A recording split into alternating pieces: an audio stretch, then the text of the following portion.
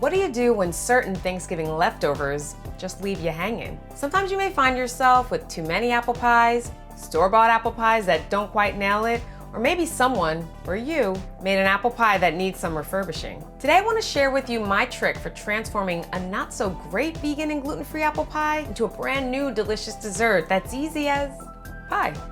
Let's get baking.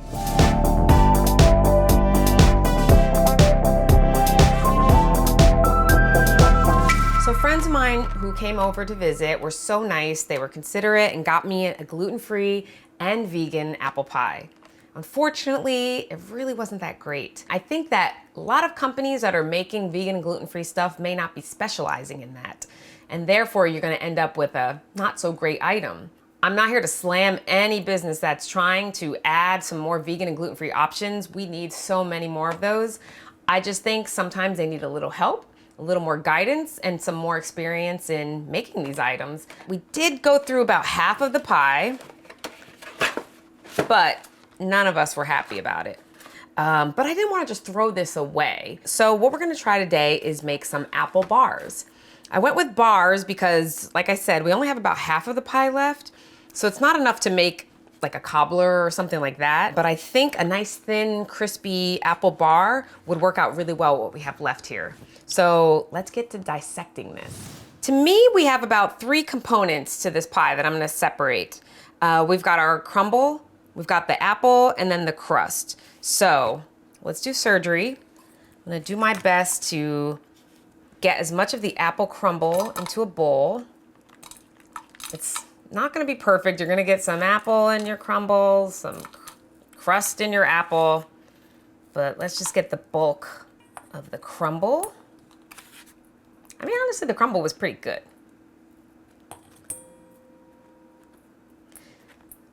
And for the record, you would think that the biggest issue with this pie was the crust, right? Because it's vegan and gluten-free. You're probably thinking, well, if you're not vegan and gluten-free, yeah, it needs butter, it needs milk. But honestly, I think it was the apples that had the most issues. So I'm going to, I'm actually gonna put them in this pan, but what I think I'm gonna do, you can see, I think they're just a little too big. I would chop them at least a little bit more. So for our bar, I'm definitely gonna chop those as much as I can. Yeah, this is really becoming surgery. Let's see if I can get more of that crumble off so I can get to my apples. You know, and even if you have an apple pie that's amazing, maybe for Thanksgiving you had way too many apple pies and you're bored of it, you could try this, make something different. Okay, we're almost fully separated between the crumble and the apples. I personally like my apples diced. I don't know, let me know what you guys think. Do you like these sliced or diced? Oop. So you can see there's not that much apple to work with, so the dicing it is gonna be important. And then when we cook it down again, it's gonna get it nice and gooey, which is, again, why we're doing a bar and not some other elaborate dessert, because we don't have a lot left to work with. So let's get the crust. And it's totally okay if some of the crumble gets with the crust, because that's just gonna help us.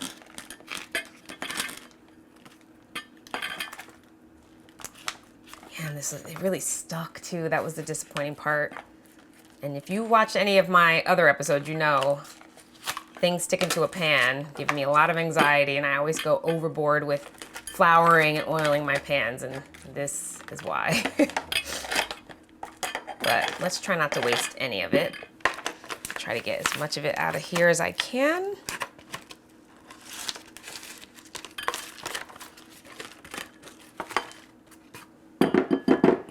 Okay, so we're gonna make the crust for the bar. We have our already separated pie crust. I'm gonna put that into a food processor just to get it ground up. Not fine, but just enough to chop it up.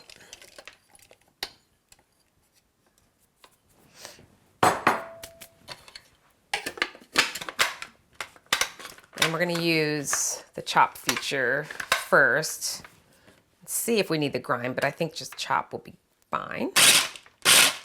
Just a few pulses. Again, I don't Don't want it too fine, and it is soft already from the apples, so it's going to get too mushy if we go too far with it. So I just want to chop up those big pieces. I think that's good. Couldn't avoid it from getting a little bit pasty, but I think it's still fine. All right, let's get that into a bowl.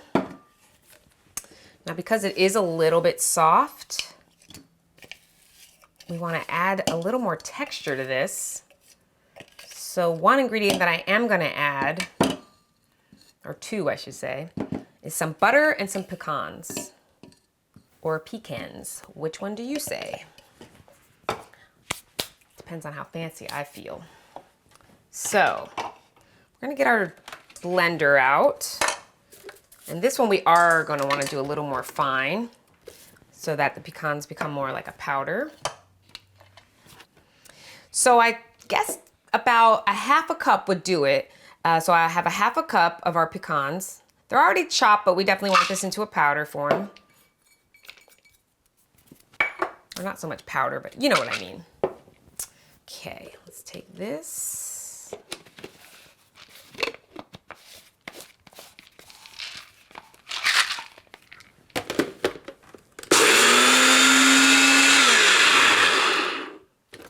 That's all we need is that one pulse.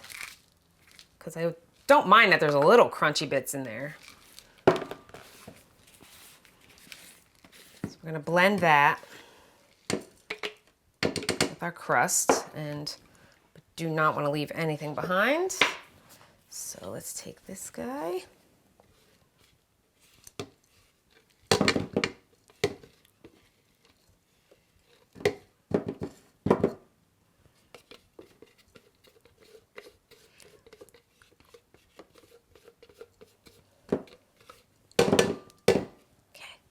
Getting everything. Okay. It's a little bit here too. Let's get that. And if you don't have a NutriBullet type thing, you should be able to do a blender or use your food processor as well, as long as you get it really fine and with a little grit left. All right, let's just give that a quick blend. You can see that crust. It's really soft now, which, you know, is okay because we're going to just press this down into a pan. So I think the nuts will help revitalize that.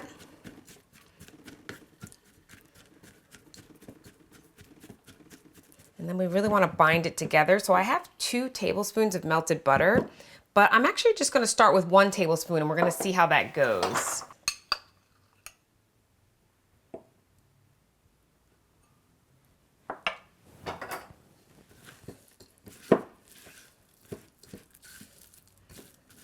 That's looking pretty good. I think we're going to be able to press that down into a pan for the base of our bars without adding any more butter.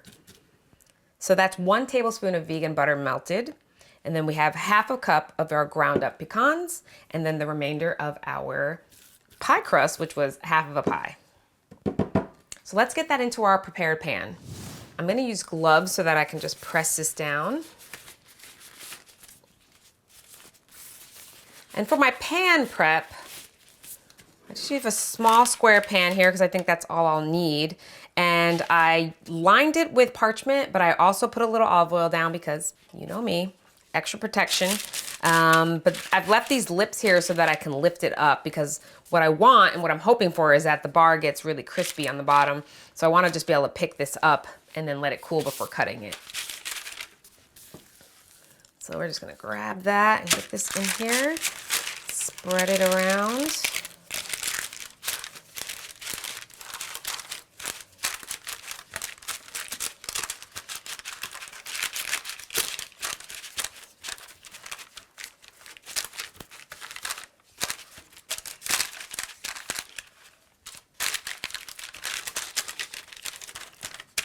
Even this pan might be a little big for what I have here, so I'm definitely going to go thin with this. But I think that's going to be nice because what should really shine is the apples. And this should just be the thing holding it together.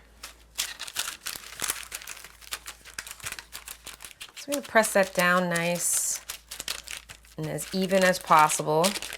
Actually, it's probably the perfect amount of crust we got left here. Some bits of crumble. It's actually looking really good. I'm so glad we only did the 1 tablespoon of butter too. That definitely only needs the 1 tablespoon. So if you try this, just go conservative at first, melt as much butter as you think you might need, but just add it in slowly because it all is gonna depend on how much pie crust you actually have left over. Okay, take a look at that. So we're gonna set that aside and we're gonna tackle our apples next. So I'm keeping my gloves on because we're gonna get our hands into these apples. Like I mentioned earlier, to me, that's too big for an apple pie, and these are definitely gonna be too big for our bars. So let's get that cut. I'm gonna get them diced. And we don't have to worry about them looking perfect. We just want them a lot smaller than they are.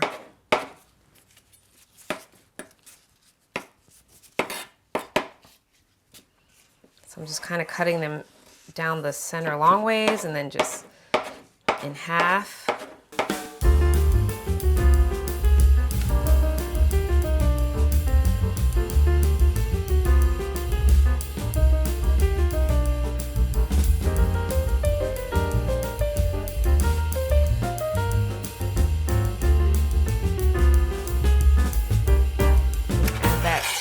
Pan. So if I'm looking at it, eyeballing it, I probably only need maybe 1/4 cup of sugar and a tad bit of, oh, that's kind of a big one. Let's cut that. And then just a tad of some lemon just to break it up. On medium heat, I've already coated my diced apples with only about half of the 1/4 cup of sugar that I measured out because I'm not quite sure if I need the whole thing yet. So we're gonna let that just melt down a bit. I do wanna add a little bit of lemon as well because I wanna bring some life back to the apples and I don't want it to be completely overpowered with sweetness. So let's start off with squeezing out. Let's just eyeball it.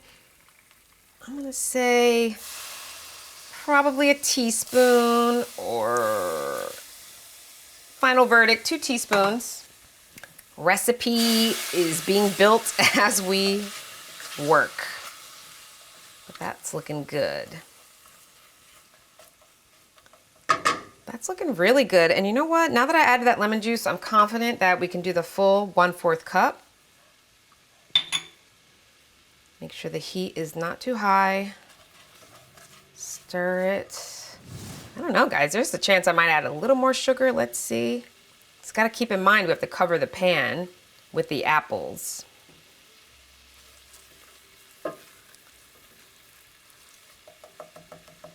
But what I think I'll do is put a lid on this, lower the heat, and just let it simmer just for a minute or 2.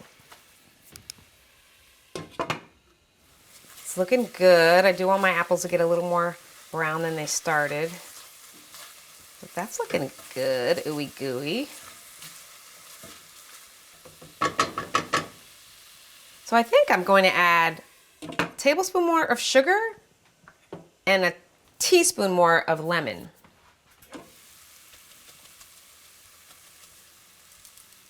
My lemon.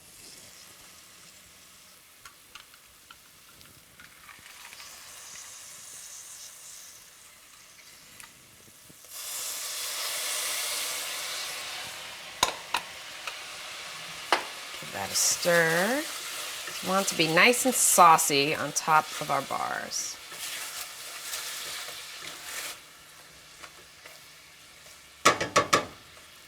All right, so I'm gonna put the lid on that, let it simmer a little longer, probably another minute. Okay, I'm gonna take these off of the heat now because they're brown enough. I don't wanna overcook them because they're gonna cook again in the oven. So we're gonna turn that off. I'm gonna take them off the heat and just set them aside for now. So next we want to prep that crumble that we set aside. It's still pretty good for the most part, but I want to bring a little more life to it. So not an exact measurement for this. I'm probably going to just say a couple of pinches of some brown sugar for this amount of crumble, which I would say is about half a cup that we're left with.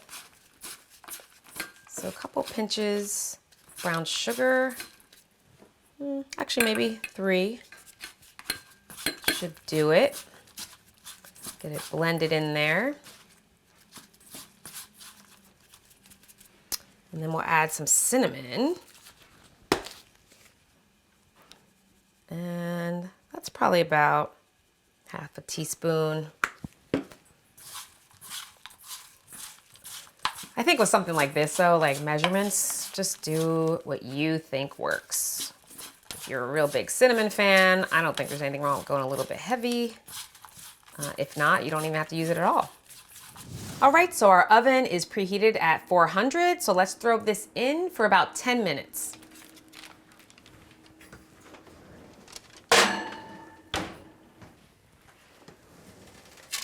Okay, let's get this out of the oven.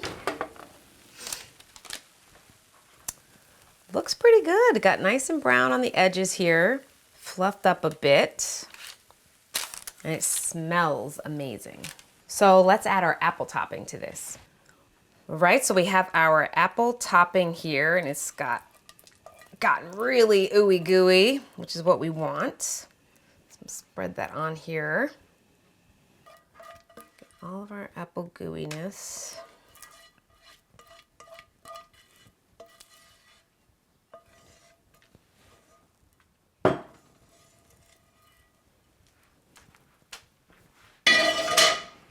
Okay, let's spread it out. It's really sticky, so it's kind of hard to spread it evenly, but we're gonna do our best. We didn't have that many apples to work with, but just try to get it so that at least every bit of the bar gets some of the apple.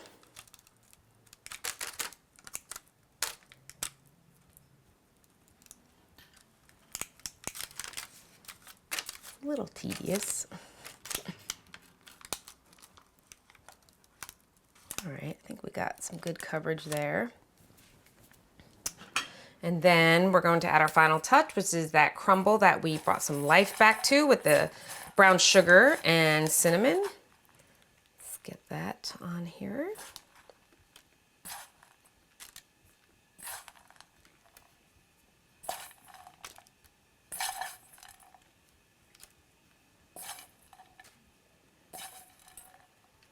I think these are going to turn out to be really nice crisp bars with a little gooey surprise. I mean, I'm already like, wow, this was once an apple pie. Okay. So we're gonna put this back in the oven, and I would say let's just start with about 6 minutes because it's already pretty much cooked. We don't want to burn it, but we want the crumble to melt in a little bit. So let's get this back in.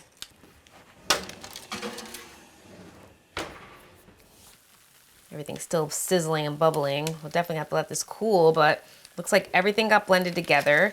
I started it off by baking it for 5 to 6 minutes, but it needed some more time, so I ended up going for another 8 minutes. So it seems like that's around, what, 13, 14 minutes you'll probably need to get it nice and crispy and all melted together. So we're definitely gonna need this to cool, and then we'll cut into it. All right, so we let this cool for about 10 minutes, and then I went ahead and put it in the fridge just for a little bit longer, just to make sure it was really set up before cutting in. So you can see that this was very helpful, having the longer parchment paper. Let's just take a look at how that looks. So nice and thin, crisp, still a little soft, but also crispy enough. So good bar texture, I would say. Let's cut it. Ooh, I can feel how sticky and gooey the top is.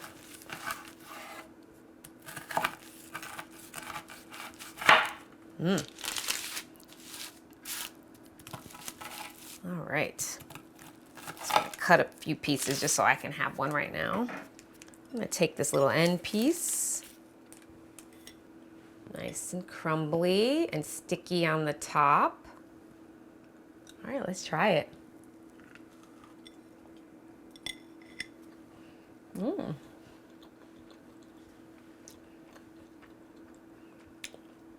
You wouldn't guess that was apple pie.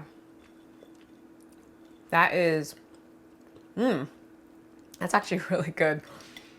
The apples got really sticky and very chewy, which is a really nice texture to go with the crumbly, crispy base of the bar. This would be really great with ice cream. I mean, as is as well. Actually, this would be a great breakfast snack, like with coffee. This is really good. And honestly, it's so good that I would recommend trying it, even if your pie does come out amazing, because why not mix it up a bit? We just proved that there's no such thing as a bad dessert, as long as you know what to do with it. Try this with your leftover apple pie, or let me know what desserts you've transformed for the better. If you like this video, please hit that subscribe button below. It really helps me to grow my channel and to continue bringing you more recipes and tips. Thank you so much. See ya.